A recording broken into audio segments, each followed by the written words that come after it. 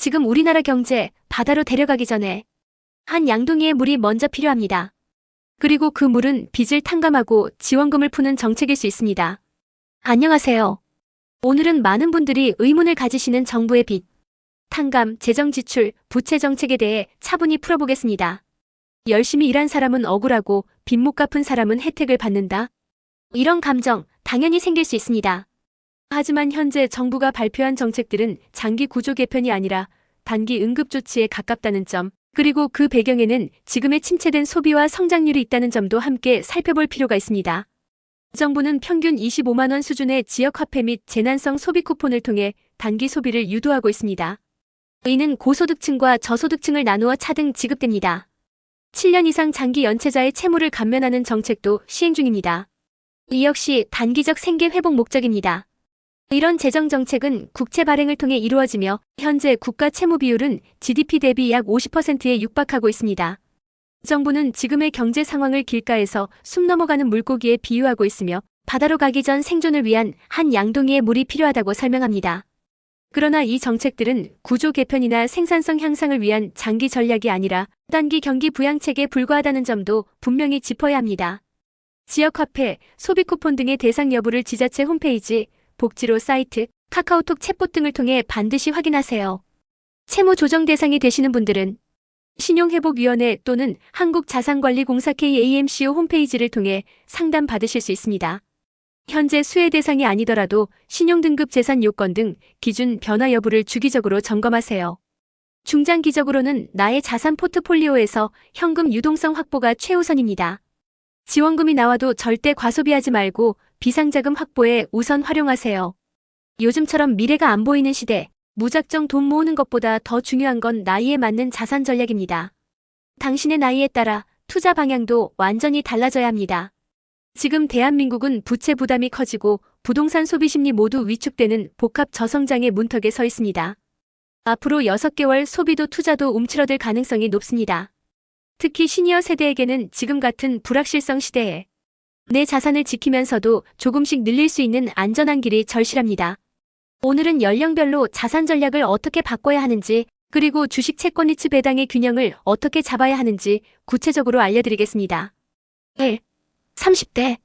남은 저축기간이 길기 때문에 공격적인 주식 투자에 비중을 둘 수 있습니다. 장기적 적립식 투자, 특히 미국 S&P 500 등 인덱스 중심으로 접근하면 효과적입니다. 2. 4050대. 배당주 채권 리츠 비중을 점차 늘려가야 할 시점입니다. 성장성과 안정성을 동시에 고려한 균형 포트폴리오로 전환이 필요합니다. 3. 60대 이상. 소득이 끊기거나 줄어드는 만큼 매월 현금 흐름이 나오는 자산이 중요합니다. 리츠 배당주 국공채, 안정형 채권형 펀드 중심으로 구성하고 금과 같은 실물 자산은 직접 투자보다 간접 ETF 등을 활용하는 것이 바람직합니다. 4. 전체 공통. 지금은 금리, 물가, 환율 모두가 흔들리는 시기입니다. 한 자산에 몰빵하지 말고 분산 투자 원칙을 지키는 것이 가장 중요한 시대입니다. 주식은 매달 일정 금액을 적립식으로 꾸준히 투자하세요. 떨어질 때마다 사는 전략이 평균 단가를 낮춰줍니다. 배당주와 리츠는 배당금 지급일과 과세 기준일을 파악한 후 타이밍을 잘 맞춰 투자하세요. 금 투자 시 실물 매입보다는 ETF금 연동 상장 지수펀드 활용이 좋습니다. 채권 투자도 마찬가지로 직접 매입보다는 채권형 펀드나 안정형 TDF 상품을 추천드립니다. 은퇴자산 포트폴리오는 예금, 채권, 리츠, 배당주, 소형 주식 정도로 구성하되 개인 상황에 따라 비중을 점진적으로 조정하세요. 금값이 올랐다고요? 비트코인이 또 치솟는다고요? 하지만 지금 가장 중요한 건 무엇을 사느냐가 아니라 누구에게 투자하느냐입니다.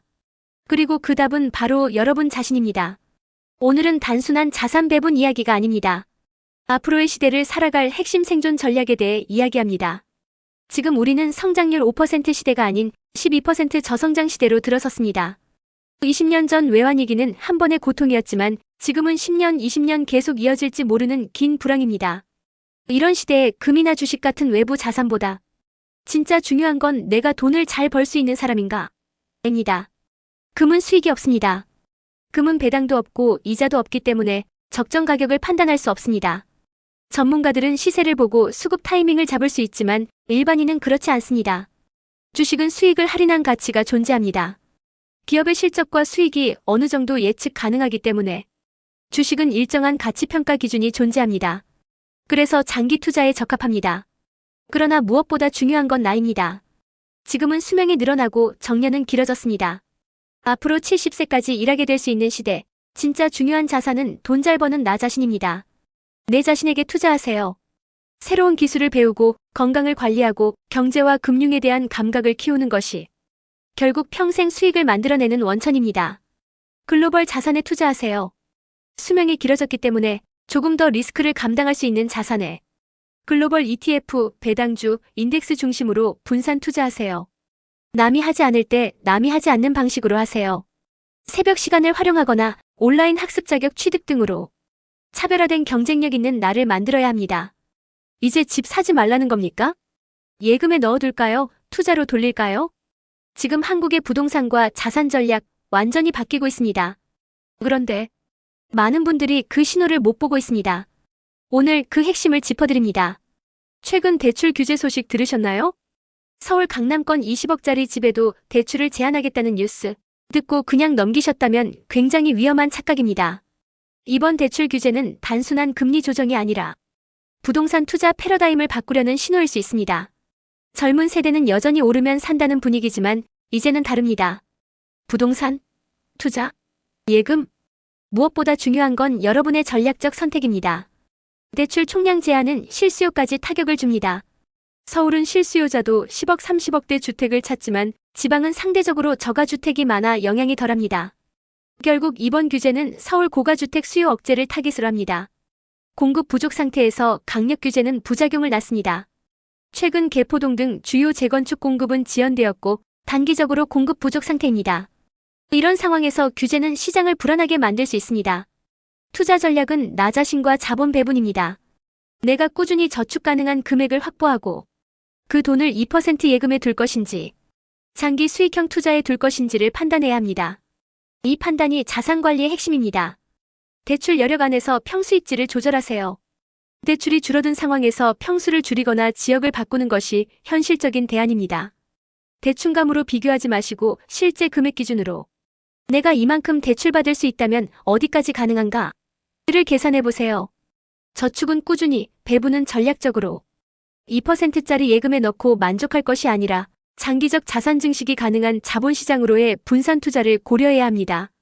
ETF, 배당주, 적립식 펀드 등으로 리스크는 낮추고 수익은 쌓아가는 구조로 설계하세요. 부동산은 맹신이 아니라 전략입니다. 정부가 어떤 정책을 내놓느냐에 따라 가격은 언제든지 흔들릴 수 있습니다. 그걸 단순한 패턴으로 오해하면 의사결정이 망가집니다. 이번에도 또 부작용일 뿐일까요? 정책은 강력한데 왜 서울 집값은 다시 오르기 시작했을까요? 지금 대한민국 부동산은 정권의 운명을 가를 분기점에 서 있습니다. 대출 규제, 세금 개편, 공급 정책. 수많은 정책들이 나왔지만 부동산 시장은 여전히 뜨겁습니다. 특히 서울과 수도권의 일부 지역은 오히려 풍선 효과로 가격이 더 오르고 있습니다. 왜 이런 일이 반복될까요? 정책이 약해서일까요? 아닙니다. 이번 정책은 매우 강력합니다. 문제는 그보다 훨씬 깊은 구조에 있습니다. 이번 대출 규제는 가격 기준입니다.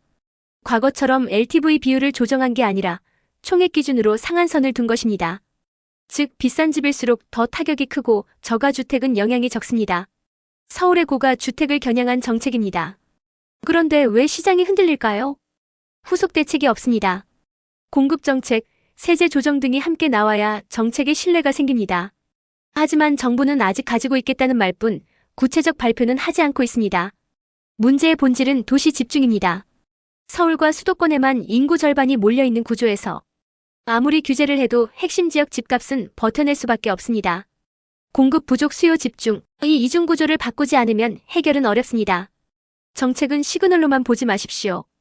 보유세, 종부세 등 후속 조치가 발표되면 체감 수준이 확 달라질 수 있습니다. 단순히 전 정권처럼 또 실패할 거야라고 넘기지 마시고 정책 내용별로 내 상황에 맞게 대응 전략을 따로 짜야 합니다. 핵심지 위주 매수 전략은 신중하게 보셔야 합니다.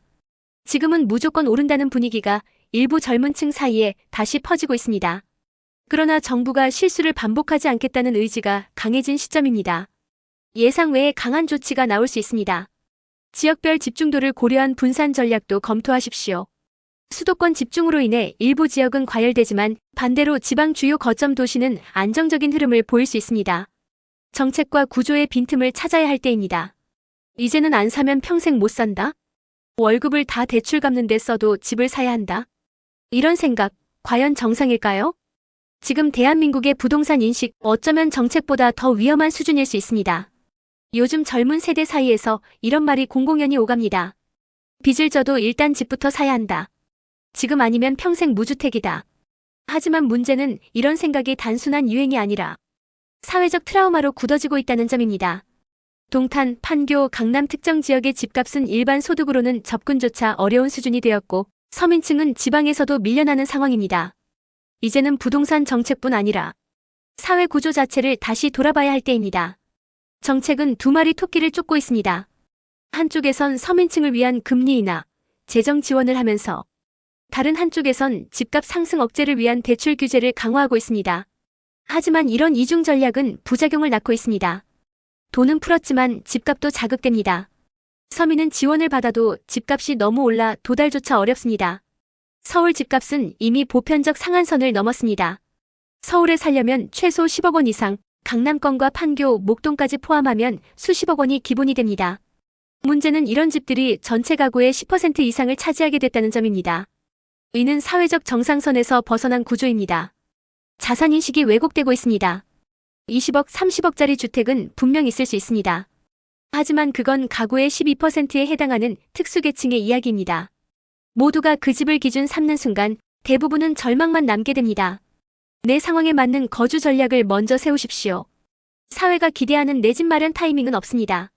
지금 당장은 월세 저축이 더 안정적일 수 있습니다. 주거는 단기 투자가 아닌 이동 루틴으로 보셔야 합니다. 첫 집은 작고 외곽에 있더라도 23단계의 주거 이동 루틴을 고려하는 것이 현실적입니다.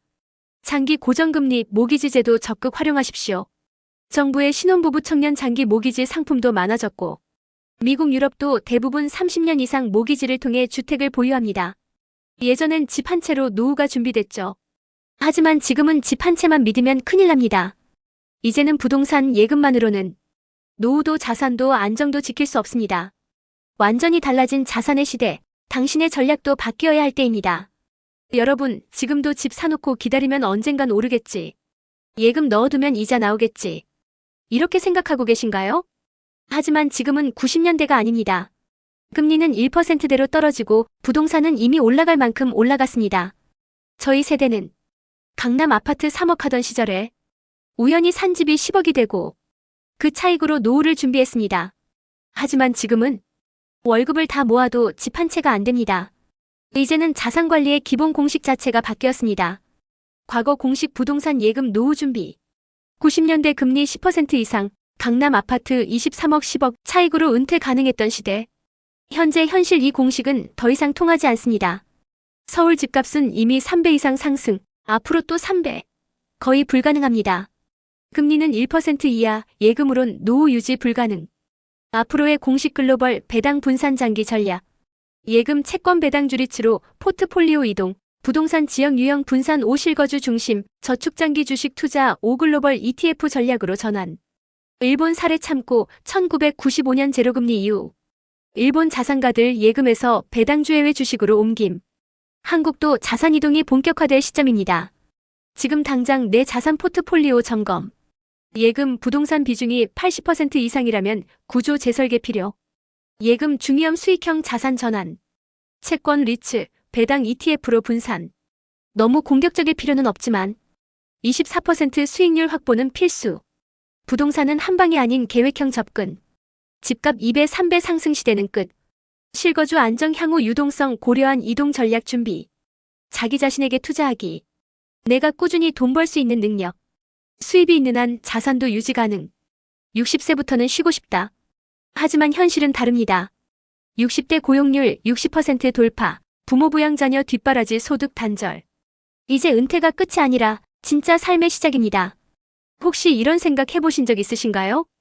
60세 되면 퇴직하고 그 다음엔 연금으로 살아야지. 그런데 현실은 어떨까요? 우리나라 60대 고용률은 이미 60%를 넘었습니다. 50대는 70%를 넘었고요. 정년은 짧고 부모는 연금이 없고 자녀는 독립하지 않고 복지는 부족합니다.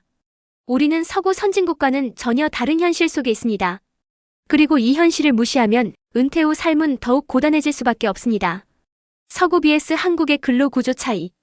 유럽 정년 65세, 일본 재고용통에 70세까지 일함, 미국 영국 정년 자체가 없음. 한국은 5,560세면 퇴직 압박, 직장 입문도 늦음 대졸 진입, 실근로 기간이 훨씬 짧음. 은퇴 이후 소득 단절 위험 매우 큼. 부양 구조 차이. 서구 부모 세대는 연금, 자녀는 조기 독립. 한국 부모 세대는 연금, 자녀는 늦은 독립. 중간 세대는 양방향 부양 압박. 50대 이후 지출 증가, 소득 단절 위험 구간 진입. 현실적 생존법이라는 나를 길게 유지하는 것. 지금부터 60세 이후에도 일할 수 있는 나를 준비해야. 기술 기반, 자격 기반, 전문성 기반의 소득 구조로 이동 필요. 단순 창업은 피하기. 12억 들여 누구나 할 수 있는 창업은 이미 레드오션. 카페, 치킨집 수익성 낮고 리스크 큼. 지금도 앞으로도 추천할 수 없음. 1인 1기 전략 활용하기. 혼자서도 평생 할 수 있는 일을 뜻하는 개념. 핵심은 자기 전문성 소득 모델 확보. 자격증 통한 생계형 기술 준비. 이에 주택관리사, 사회복지사, 노인케어 코디네이터. 직장 없이도 안정된 월 30만 400 이상 가능.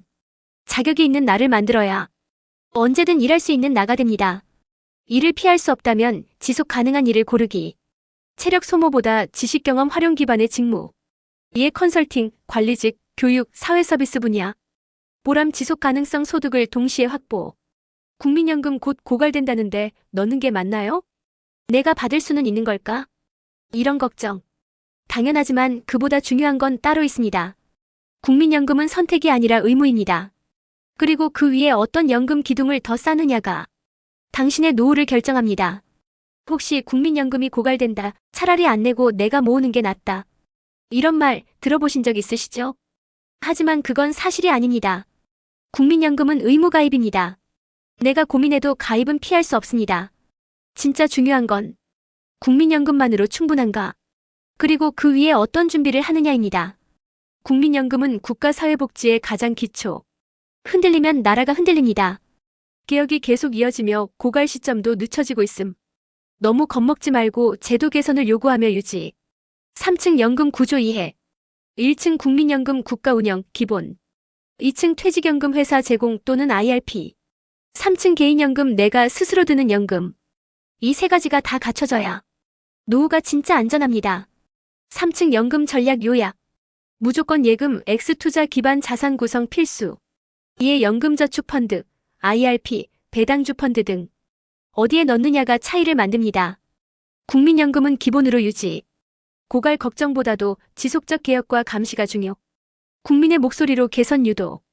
퇴직연금 IRP 최대한 활용. 회사 제공 개인 추가 가능. IRP 계좌 통해 세액공제 투자 가능. 개인연금은 배당주 중심으로 구성. 장기 투자 시 배당은 점점 늘어남. 이에 30년 배당 재투자 퇴직 후 월세처럼 배당 수령 가능. 매년 배당 목표 설정. 이에 올해 100만 원, 내년 120만 원. 연금도 액티브하게 관리해야 노후가 편해집니다. 나이에 따라 전략 구분. 30대 전문성 투자 연금은 기본만. 4050대 3층 연금 적극 운영 배당 중심 구성. 사례 A 국민연금만 낸 60대. 예상보다 적은 수령액에 당황. 퇴직연금 개인연금 미비 생활비 부조. 결국 재취업 그땐 왜 몰랐을까? 사례 BIRP 배당주 20년 투자한 50대. 국민연금 외에도 매달 배당금 50만 원. 수령 전부터 노후에 대한 불안이 사라짐. 국민연금은 기초입니다. 하지만 기둥 하나로 집을 지을 수는 없습니다. 국민연금만 있으면 되지. 틀렸습니다. 절대 부족합니다. 연금은 그냥 예금으로만 넣어두면 되겠지. 금리 12% 시대, 물가 상승률도 못 따라갑니다. 퇴직연금, IRP, 연금저축은 반드시 투자 기반 자산으로 운용해야 합니다. 지금부터 배당주 펀드라도 하나 차근차근 쌓아가야 훗날 내 통장이 월급처럼 작동합니다. 지금 바로 확인해보세요. 내 IRP는 제대로 구성돼 있는지, 연금저축펀드는 들어있는지, 배당주는 계획적으로 모으고 있는지. 국민연금은 피할 수 없습니다. 하지만 퇴직연금과 개인연금은 어떻게 운용하느냐가 전부입니다. 지금부터 소액이라도 천천히라도 꾸준하게 투자하면서 3층 연금집을 완성해보세요. 이 영상이 도움이 되셨다면 좋아요, 구독 부탁드립니다. 그리고 30대, 60대 지인들께 꼭 공유해주세요. 이것이 미래의 삶을 바꾸는 습관입니다.